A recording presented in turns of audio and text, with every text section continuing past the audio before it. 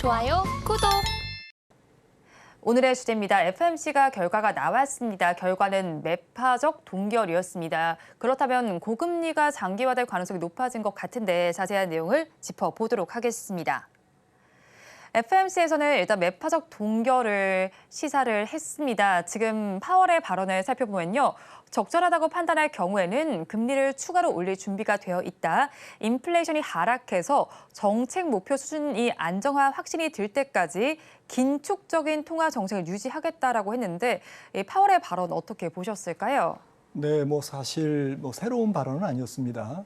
그동안 지속돼 왔던 그런 톤에서 크게 벗어나지는 않았는데요. 네.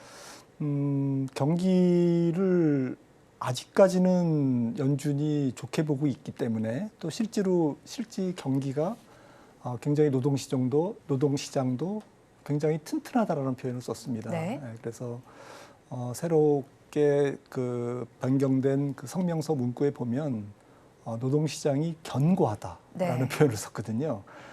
그러니까 사실 서비스업 임금, 그다음에 서비스업 물가가 지금 떨어지지 않고 이것이 연준으로 하여금 또 파월 의장으로 하여금 조금 긴축을 멈추게 하는 데까지는 확실한 증거가 필요하다라는 그러한 얘기를 그런 뉘앙스로 계속 반복적으로 얘기했고요. 조금 더 어쨌든 신중하게 접근하겠다. 네. 신중이 이제 조금 완화적인 측면에 대해서는 거기에 신중함을 좀 더하겠다라는 네. 표현을 많이 쓴 것으로 봐서는 점도표에서도 저희가 이제 확인할 수 있었지만 의장을 비롯해서 연준의 많은 위원들이 네. 정책을 결정하는 위원들께서 아직까지는 미국 경기가 너무 좋기 때문에 네. 조금은 더 올려야 되고 또 올린 다음에도 한 번 올리면 다 끝이겠죠. 올리더라도. 네. 그거는 맞는데 그 다음에 좀 하이어 폴 롱거 조금 오랫동안 높은 금리를 지속할 가능성에 대해서 언급을 했고 점도표에서도 이제 그런 것들이 드러난 발표 내용이었다고 보시면 되겠습니다. 네, 파월의 발언이 사실 새로 나온 내용이라기보다는 결을 좀 비슷하게 하면서 조금 더 신중하겠다를 조금 더 많이 강조를 했던 것 같습니다. 그러면 저희는 아무래도 사실 시장에서도 알고는 있었어요. 그런 만큼 수정된 점도표에 조금 더 관심을 가져보자. 이게 조금 더 관심사였었잖아요. 그러면 연내 추가로 금리를 어느 정도 인상할지 그리고 내년에는 또 금리 기조를 어떻게 가져갈지 힌트를 얻을 수 있었을 것 같은데요. 네, 올해는 일단 11월에 금리를 한 번 더, 11월, 12월 두 번의 FOMC가 이제 정책이 남아 있습니다만은 아마도 올린다면 12월보다는 11월에 25bp 올릴 확률이 한 70%까지는 안 되고 네. 한 55%? 55%요? 네. 50%를 살짝 넘는 수준에서 연준 위원들이 이제 그렇게 전망을 하고 있고요. 하지만 이제 12명이 19명의 위원들 중에서 12명이 금리를 올려야 된다라고 얘기했지만 10월 달에 발표되는 고용 지표나 물가 지표를 보고 데이터를 보고 한 3명 정도만 만약에 안 올리는 쪽으로 돌았으면 네. 9대 10으로 오히려 동결될 수도 있습니다. 네. 그래서 10월 달 지표가 좀 중요할 것 같다. 한 3명 정도가 변심을 할 건지 안 할 건지 이제 좀 미지수고요. 아무튼 그래서 제가 약간 55% 네. 숫자적인 의미는 없고 50%가 살짝 넘는 수준에서 11월 인상 가능성이 있다라고 말씀을 드렸는데 문제는 이제 내년이죠. 점도표상으로는 이제 중간값이 네. 내년도 금리 인하 폭을 직전 6월 점도표에서는 4번 인하, 네. 25bp씩이면 100bp가 되겠죠. 1%포인트를 인하하겠다라고 이제 연준 위원들이 봤는데 이번 9월 FOMC 결과로는 네. 2번밖에 인하를 못하겠다라고 이제 점도표에서 표시를 했습니다. 그 얘기는 아무래도 경기가 좋기 때문에 네. 그 바람에 이제 물가가 잘 안 내려가니까 내리더라도 4번 인하가 아니라 조금 2번 인하 쪽으로 이번 정책회의에서는 조금 기운 그런 결과값을 볼 수 있었습니다. 네, 그렇죠. 아무래도 좀 이번 점도표가 나오면서 조금 상황이 좀 달라진 것 같습니다. 그렇다면 지금 경제 지표를 보겠다라는 이야기가 계속 나오고 있는데 앞으로 연준의 금리 정책과 관련해서 영향을 미칠 요소는 저희가 어떤 것을 좀 짚어볼 수가 있을까요? 네, 뭐 단기적으로는 뭐 유가도 영향을 줄 수 있고요. 네. 그리고 뭐 10월에 좀 미국 정부의 셧다운 이야기가 있지 않습니까? 이제 미국 정부는 이제 10월 1일이 새로운 회계 연도이기 때문에 만약에 이제 셧다운이 되면 뭐 이것도 이제 통화 정책의 11월 통화 정책의 변수가 되겠죠. 그리고 무엇보다도 제일 중요한 것은 물가인데 물가에서 좀 결정적인 역할을 하는 게 지금 주거비는 좀 잡히고 있기 때문에 네. 결국 고용시장, 10월 달에 고용시장 지표가, 노동 지표가 가장 결정적인 영향을 할 것 같습니다. 제 생각에는 그렇게 인상 확률을 높게 볼 수만은 또 없는 네. 그런 상황인 것 같습니다. 예상 확률이 높지는 않지만 일단 네. 10월에 나올 고용 지표를 저희 좀 꼼꼼하게 좀 체크를 해봐야 할 필요가 있어 보입니다. 그렇다면 또 국제 유가는 산유국의 감산 영향 속에서 사실 일부 뭐 고품질 저유황 경질류의 경우에는 100달러를 넘어서는 모습을 보이기도 했습니다. 사실 시장이 우리처럼 국제 유가가 100달러라는 선이 넘게 된다면 글로벌적으로 인플레이션 향방이 어떻게 될지 저희가 좀 한번 살펴봐야 할 것 같은데 어떻게 봐야 할까요? 네, 지금 공급 이슈 때문에 지금 유가가 올라가고 있는데 네. 생각보다는 조금 거침없이 올라간다라는 게 6월 이후에 WTI, 뭐 브렌트, 뭐 공히 지금 30%가 넘게 올랐거든요. 네. 그렇게 급하게 올라갈 이유는 저는 수요 측면에서 그렇게 세지 않다라고 봤는데 역시 공급이 위력을 발휘하고 있는 것 같습니다. 그래서 제가 조사를 해봤더니 2018년에서 2022년까지의 공급 평균 국제 시장에서 원유가 공급되는 부분이 있지 않겠습니까? 네. 거기서 지금 공급량이 최저더라고요. 평균에. 네. 그러니까 이 평균의 어쨌든 최저 수준으로 공급이 상당히 이렇게 낮은 상태인 상황에서 감산을 하니까 감산이 뭐 130만 배럴 사우디하고 러시아 합쳐서 하루에 그 정도인데 아마 액면 그대로는 130만 배럴까지는 감산이 이루어지지 않는 걸로 지금 파악되고 있지만 네. 하지만 이제 말씀드렸듯이 공급이 타이트한 상태에서 조금 감산이 들어가니까 유가가 조금 거침없이 올라가는 그런 상황인 것 같은데 조금 장기적으로 지속될 가능성은 높아 보이지 않는 게 역시 유가가 올라가면 유가는 자동적으로 자체의 경기 조절 기능을 갖고 있다. 네. 자동차도 뭐 적게 타고 안 탈 수는 없겠지만 그다음에 소비도 줄고 이렇게 해서 원유 수요 자체가 감소하는데 원유 수요가 오펙이 지난번에 전망에서 전망을 내놨는데요. 올해보다는 내년도에 가면 이제 중국 중심으로 수요가 이제 급감을 한 걸로 지금 오펙은 보고 있습니다. 그러니까 유가가 올라가더라도 공급 요인으로 올라가는 것은 그렇게 길지 않을 것이다. 수요가 줄기 때문에 네. 결국에는 유가는 어느 정도의 수준에서 다시 반락할 가능성이 높다. 이렇게 보시는 게 맞을 것 같습니다. 네, 일단 유가가 지금 오르는 이유는 공급이 타이트한 상황 속에서 감산을 하기 때문에 오르고 있는데 앞으로 내다봤을 땐 수요도 감소할 것이기 때문에 다시 또 반락할 가능성이 있다라는 점까지 짚어주셨습니다. 그렇다면 사실 시장에는 환율과 유가라는 변수가 좀 등장을 했다라고 봐야겠습니다. 거기에 우리나라와 미국의 금리 차도 큰 상황으로 지금 나타나고 있는 상황이잖아요. 그런 만큼 앞으로 금통위는 어떤 카드를 내드리게 될까요?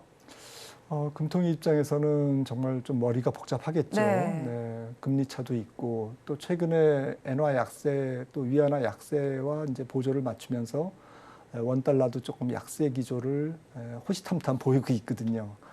그런 상황에서 이게 금리 차가 벌어져 있기 때문에 10월 19일 뭐 금통위에서는 일단 뭐 동결 가능성이 높습니다. 왜냐하면 11월 1일에 FOMC를 앞두고 있는 상황이기 때문에 우리가 먼저 선제적으로 움직이지는 않겠죠. 하지만 그 차차기 금통위에서는 뭔가 이렇게 결정을 할 수밖에 없는 만약에 연준이 11월 1일 날 금리를 25bp 올리면 조금 금리 차가 더 벌어지기 때문에 조금 거기에 대한 부담감을 갖고 있을 건데요. 아무튼 뭐 여러 가지 복잡한 상황에서 우리나라 금통위는 한국은행은 경기를 생각한다면 금리를 동결하기를 원하겠죠. 그런 상태에서 조금 연준의 상황을 조금 눈치를 볼 것 같습니다. 네, 일단 사실 상황에 계속 변수가 등장하면서 금통위 자체도 굉장히 고민이 많아지는 시점일 것 같습니다. 하지만 경기를 보면 동결을 해야 되는데 또 미국의 상황을 주시해 볼 필요가 있어 보이는 시점입니다. 그렇다면 또 특히나 9월 들어서 글로벌 증시의 지지부진한 흐름이 지속되고 있습니다.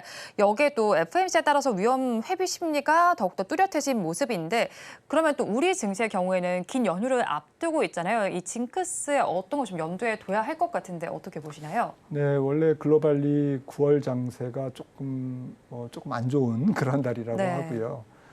가뜩이나 이제 연휴가 끼어 있기 때문에 해외 증시 눈치를 본다면 연휴 전에 다음 주 수요일까지의 거래 상황에서는 좀 거래가 굉장히 줄 것 같고요. 네.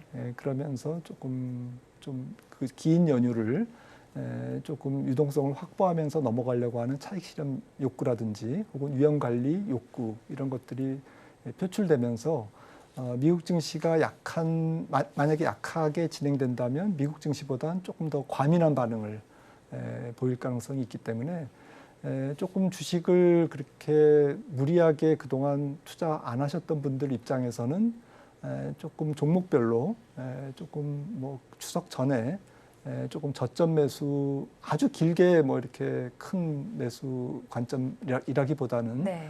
평소에 사고 싶었던 종목, 밸류에이션이 나쁘지 않은 종목인데 조금 그러한 차익 실현 욕구라든지 이런 걸로 인해서 빠진다면 네. 조금 뭐 저점 매수를 할 수 있는 그런 찬스라고 저는 생각을 합니다. 일단 연휴 전에는 조금 저점 매수로 좀 관심을 가졌던 네. 종목에는 좀 바라봐도 괜찮겠네요. 그렇다면 또 8월 들어서 우리 증시에서 외국인 투자자들이 좀 발을 빼고 있다고 봐야겠습니다. 그런데 더욱더 이제 매도 공세가 더 거세지고 있는 상황이에요. 우리 증시에 대해서 투자 매력도가 떨어지는 원인을 어디서 찾을 수가 있을까요? 또 이게 얼마나 또 장기화되게 될까요? 네, 저는 연말까지는 조금 지속될 가능성이 있어 보이는 게 일단 여러 가지 불확실성이 네. 오늘 말씀 나눴듯이 연준발 불확실성 또 글로벌 증시에서의 좀 경기적인 측면에서의 불확실성이 좀 있고요. 특히나 외국인 수급이 좀 적극적으로 긍정적인 측면으로 들어오기가 어려운 이유는 일단 전 세계적으로 시장 금리가 올라가고 있고 그런 상태에서 연준의 약간은 매파적인 그런 스탠스가 12월 또까지는 이어질 가능성이 높기 때문에 금리를 올리든지 안 올리든지 시장은 조금 달러 강세에 반응할 것 같아요. 네. 그러면 달러 강세와 금리 상승이라는 것은 시장 금리 상승이라는 것은 글로벌 금융 시장의 조금 긴축기조 그리고 신흥국으로 자금이 쏠리지 못하게 만드는 브레이크 역할을 하거든요. 그런 측면에서 우리나라 시장도 예외가 아니다라는 측면, 또 중국의 불확실성이 아직까지는 남아있기 때문에 네. 외국인들 입장에서는 올해까지는 좀 중국을 좀 보면서 한국 시장도 조심을 해야겠구나라는 이제 약간 쓸데없는 걱정일 수도 있지만 일종의 중국 시장을 프락시로 보기 때문에 이제 그렇습니다. 환율 시장도 마찬가지로 좀 원달러가 자꾸 약세로 움직이려고 하는 올라가려고 하는 그런 속성이 아직까지는 남아있기 때문에 수급상 외국인들의 수요가 큰 폭으로 증가할 수는 좀 역부족인 그런 상황이 연말까지는 진행될 가능성이 높다고 생각합니다. 네, 금리와 환율도 강한 상황이고요. 거기에 중국을 바라보는 시각도 우리 시장에까지 영향을 미치고 있는 것으로 보입니다. 더불어 증권가에서는 사실 주도하는 업종이 없다라고 지금 판단을 하고 있습니다. 그렇다면 하반기에 저희가 포트폴리오를 정비한다면 어떤 거에 방점을 두고 리밸런싱을 해봐야 할까요? 네, 전체적으로 좀 실적 장세로 바로 넘어가기는 지금 경기 여건이 녹록치 않기 때문에 역시 금융적인 상황에 따라서 조금 변동성을 보이는 그러한 약간의 조금 피곤한 장세가 지속될 가능성이 있기 때문에 일단은 3분기 실적 가이던스가 굉장히 중요할 것 같아요. 그래서 단기적으로는 3분기 실적이 좋게 나오는 종목들에 좀 초점을 두시는 게 맞을 것 같고요. 단기 모멘텀은. 아울러서 뭐 조금 이어서 본다면 3분기 가이던스가 좋게 나오면서 내년까지도 매크로 경기보다는 뭐 독자적인 사업 모델로 수익 모델을 갖고 있으면서 실적이 개선될 수 있는 수주가 느는 산업이라든지 조금 경기를 덜 타는 그러한 좀 안정 성장주 위주의 매크로에 너무 노출되어 있는 기업보다는 노출이 안 돼 있는 기업들, 또 핵심 경쟁력을 가지면서 수주가 느는 기업들 쪽에 좀 초점을 더 보시는 게 좋을 것 같습니다. 뭐 실적 측면을 조금 더 바라보면 좋겠다라는 의미로 의견을 주셨습니다. 사실 그런데 주도주가 없다라는 뜻을 또 다시 해석을 해보면 테마주 장세가 또 이어질 것이다라는 뜻으로도 해석이 될 것 같아요. 그렇다면 좀 앞으로도 이런 장세가 장기화되게 될까요?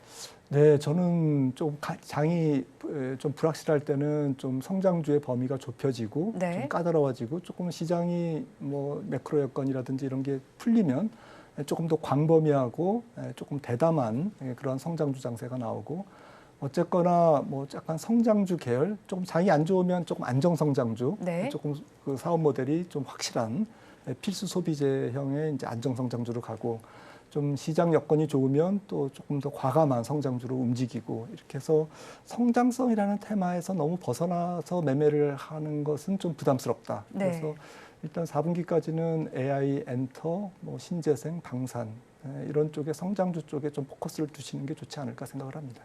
네, 그렇다면 지금 사실 또 이제 반도체 쪽 같은 경우도 제가 알기로는 지금 저점을 지나고 있다라는 분석들이 나오고 있잖아요. 이런 부분들을 저희가 바라볼 때는 어떤 포인트를 좀 두고 시각을 좀 보면 좋을까요? 네, 좀 시청자분들께서 굉장히 혼란스러우실 것 네. 같습니다. 미국 경기는 좋아서 금리를 계속 올려야 되는데 우리나라 반도체 경기라든지 전체적인 세계 경기는 뭔가 따로 움직이는 것 같다. 네. 이런 뭐 약간 혼돈에 빠질 수 있는데요. 지금 미국 경기가 좋은 것은 미국의 좀 특수성이 조금 가세된 거고요. 네.